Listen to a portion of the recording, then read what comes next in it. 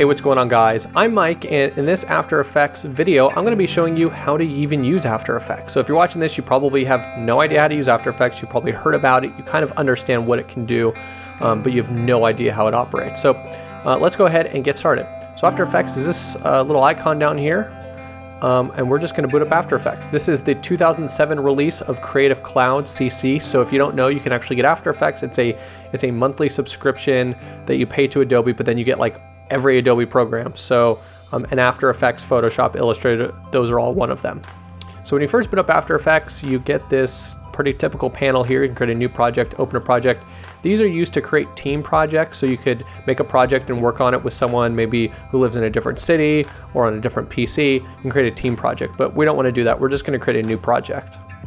So now you are booted right up into After Effects. I'm just going to make this full screen. So what you first see, this is the design panel, and this is fully customizable. You could actually select these and move them around. So I can move project next to that, next to paragraph, which it actually replaced. See, I just put it right next to it. I don't want to do that though. I'm just letting you know. You could resize these however you want, and you come up here to window, and you can even add many more. And in fact, there are plugins that you can add custom toolboxes to this that someone else made, which is actually this motion tool here, which was created by a guy named Matt from Mount MoGraph. So this did not come with After Effects. This was a plugin that he created that you can plug in After Effects. So down here at the bottom, this should be here for you. This setup might not be exactly how yours is, but it should be relatively similar. But down here is the timeline. So this is where you'll see all of your layers, and this is where you will see the timeline for the composition. So a composition, think of it as a scene. It's like it's an all-encompassing scene with all of the objects in it for that scene. So each project could contain multiple compositions. So you can come up here and select composition new, and what you get is you can create a size, the resolution, the frame rate, and the duration. So 10 seconds is fine. 29.97 is an industry standard, and then you can just change the name up here to, let's say, tutorial 000, because this is the first tutorial, and I'm just going to hit OK. So you see here that it created a new composition here on this bar. If I created multiple compositions, it would keep adding more compositions. Also here you see the project pane, which lists my new composition. So with this project pane, you can actually copy and move files into it. So I can maybe take this image and drag it into the project pane, and it will eventually pop in here. So you can see that it is now in this folder, and when I actually save it, it'll save that in there. So I could drag this into my current composition, or I could drag it down here, and it will create a new composition with all of the settings of that file. So it has the same resolution, the same frame rate. This happens to be a photo, so the frame rate will not change. It's just 29.97. But if it was a video that was maybe filmed at 120 frames per second, it would be 120 frame per second video. So that's how you create a new composition from a file. So you see here that it did create a new tab here at the bottom. I'm just going to close this out. I don't need it. It's still here on the project panel, so I could always double click it and reopen it, but I just don't want to see it for right now. If you do delete it from the project pane, it will completely delete it, so be aware. So now that I have this layer here, there's a couple things you could do to manipulate. It basically revolves around position, size, rotation, and transparency. Those are the big four that you need to remember, and they all have special keystrokes to open them more quickly. So you could hit P on the keyboard and it opens the position. You could hit R on the keyboard, it opens rotation. You could hit S on the keyboard and it opens scale, but then T is transparency or opacity. So these are all effects that you could change on this layer. If I added new layers here, they would be listed here. So I can maybe make a shape. If I come up here to the shape tool and I just hold it down, I can make multiple different types of shape. Let's say I made a circle. Could just click down again and hold shift, and it'll keep it, the same proportions. And so now you can see here that I now have a shape layer and I have my background. So from here, You can obviously see that you just keep creating shapes or different layers or add video or whatever you want to do. But to get motion, you see that I can grab this shape. I can move the anchor point to the center, press Y on the keyboard and drag it to the center of the shape. And I can move this around, right? I can move it around, I can scale it up. I can do whatever I want to this, but it's not being recorded, right? The way you animate, it's not to just move things around. The way to animate is to set keyframes. So I have this shape layer here, and I'm just gonna press P on the keyboard, and you'll see a stopwatch. Wherever you see a stopwatch, that creates a keyframe. So a keyframe is very important. It saves that particular data at that particular piece of time, right? So here you can see the time, it's a 10-second composition. At 1 second, if I create a keyframe, that means that this shape will be in this position at that time. If I move forward in time to 3 seconds and I change the position, you'll see here that it fills in between. So now we just created motion. Now you could add multiple effects. You can select this and press rotation. Now obviously this is a circle, so you wouldn't be able to see any rotation, but let's say you press T on the keyboard for opacity and S on this keyboard for scale, and you set keyframes. You can press U on the keyboard, now you see all of your keyframes. Coming back to 3 seconds, now you could do all kinds of things. So you might want to reduce the scale, you might want to reduce the opacity, and basically now you're starting to get a moving object doing things to your heart's content. So you don't always have to set keyframes. So for example, this background is very large, but I want to maybe scale it down. So if I hit S on the keyboard, I could scale it down so I could see more of the image. But since I didn't create keyframes, there's no motion on the background. Now I can create motion. I can click that keyframe, go to the end, and maybe scale it up a little bit. And now you might have a slightly zooming in background if you wanted to do that. For this example, I don't want to do that, so I could just delete these keyframes. So the big important aspect here are these stopwatches, and every effect you add will have some sort of stopwatch to it. So if you come up to effects and presets, which for me is up here in this top corner, you could search all kinds of built-in presets in After Effects. So you could search for, let's see, I'm just trying to think, maybe a fill. So that will give you color. That will change the color of your shape layer. So you see here in color, you could change, or you could set a keyframe for color. You could set a keyframe for opacity, and yeah. So if we came back here, set a keyframe for color, move to this point, you can, let's say, change the color to, let's say, blue-green. And now you see that it changes the color as well. So again, almost every effect in here has keyframes. Some have a ton of different things that you could add keyframes to, some have a little bit less. And by the way, these effects and presets, again, you can make custom effects and presets. You can import effects and presets. You just have to, just do a quick Google search and you'll be able to see how exactly to do that. But it's very, very simple. So let's see, maybe now you could add some text. So if you just come into the text tool, select text, and let's say I wanted to put MOBOX graphics. Just selecting all of here. Now I have my character window. If you don't have that, you can go to Windows, Character, and now you could scale this up.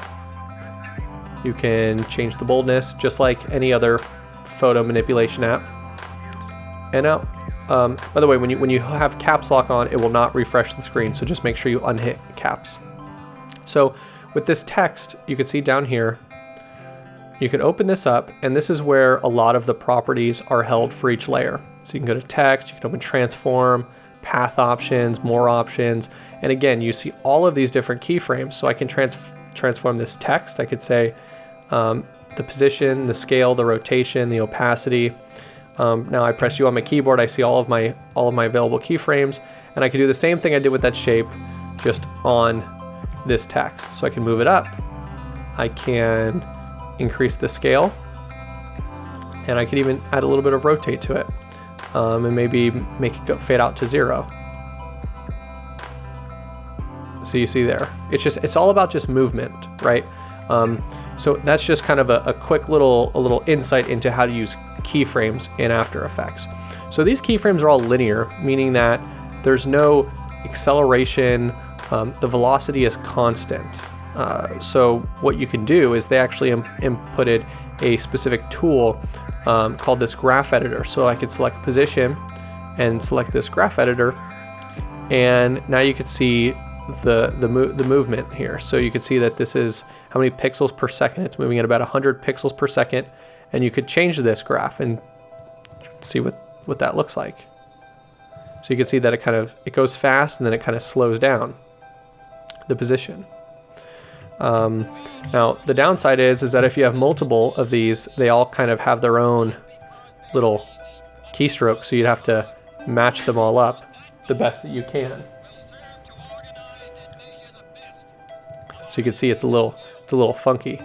But the more you mess around with that, the more variety of movement that you can get.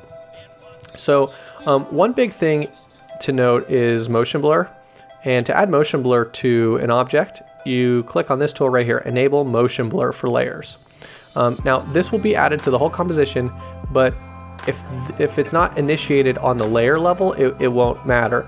The same is true as that if it's listed on the layer level but not on the master composition level, you won't get any motion blur. But if it's on both, you'll see that you do get now some motion blur. See, there's some blur, and that just makes movement look a little bit more realistic.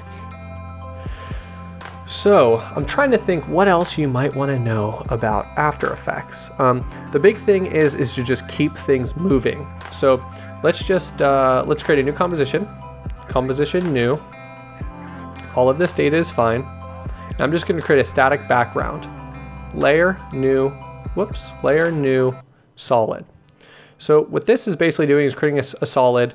The width and the height are the same size as the composition. If it's not, you could hit make comp size, and I could pick a color. So let's say I wanted to pick, what if I wanted to pick like an off-white? I hit OK, and now I have an off-white background. An annoying thing is when you're trying to move objects, you sometimes select the background and actually shift it. But what you can do is you could hit this little lock icon, and that basically just locks the background so you can't touch it. In addition, this eyeball tool will actually let you make a layer invisible. So you can see when I select this eyeball, it makes it invisible. That means it will not be rendered when I want to render this. So just make sure that that's selected if you want to see it. So let's get in here and make a polygon. Actually, yeah, okay, polygon's fine. So if you hold shift again, it creates a perfectly proportioned polygon. If you select this shape layer, you could right click and go to rename, and you might want to rename this polygon. Let's say polygon 1 in case you have multiple layers. So this is the anchor point. So basically if I hit R on the keyboard and I go to rotate, it'll rotate around that anchor point. If I hit scale, S on the keyboard, it'll scale according to the anchor point. Sometimes you don't want the anchor point in the center of an object. Sometimes you want it at the top. Sometimes you want it at the bottom. A lot of times you want it in the center. So I'm just going to reset this scale to 0 and reset the position. So to move the anchor point, you can press Y on the keyboard or select this tool right here next to the camera and just drag it into the center. And this is an align tool. If you don't have it, go to Windows, Align. And now you can align it to the center. So now let's add some motion to it. We want some scale, press P on the keyboard, we want some position, and we want some rotation, say. Now you press U on the keyboard. And so let's move up in time, and we can, let's say, make this thing rotate. Let's say we want it to go, we want the selection tool. Let's say we want it to go over here. You notice these little handlebars. What these handlebars allow you to do is, instead of having a perfectly straight motion, you're adding a little bit of a curve in between these two keyframes. So you won't see any difference in the keyframes, you'll just see that the path is changed. So let's say at this point we want it to be scaled down. You could drag keyframes, so I wasn't quite at the 1 second where I wanted it to be, I could just drag this keyframe. If I think that this is too slow, I can select all of these keyframes and drag them inwards. And what you'll see here, just to make you less confused, is this is 1 second, And then these are listed as frames. So 5 frame, 10 frame, 15 frame, 20, 25, 30 frames for 30 frames a second, and that equates to 1 second of video. That's 2 seconds of video, and so forth. So this would be 15 frames. So just so you can see what the motion blur does, I'm gonna turn on the motion blur for this layer and make sure it's turned on for the composition. And you see here that it added some nice motion blur on the outside of the shape. So you could add multiple keyframes. So now I can select this layer and I could drag it over here and take this bar and keep manipulating it and maybe increase the size and change the rotation. So now you have something that kind of looks like that. When you move these keyframes, it reduces the amount of time in between these motions. So the time from here to here is this time. The time from here all the way to here is only this amount of time, 5 frames. So you'll see that it'll move and move really fast. So let's see what happens if you delete those keyframes. You could actually do this almost the same exact motion, just with these little handlebars, which may or may not be useful. Now, obviously that looks terrible compared to how it looked before, but there are just different instances where you might want to do something a little bit different.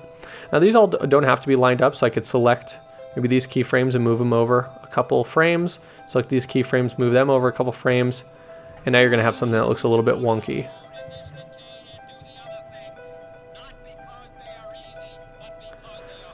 So there you have it. That's a pretty basic, simple interpretation of how After Effects works.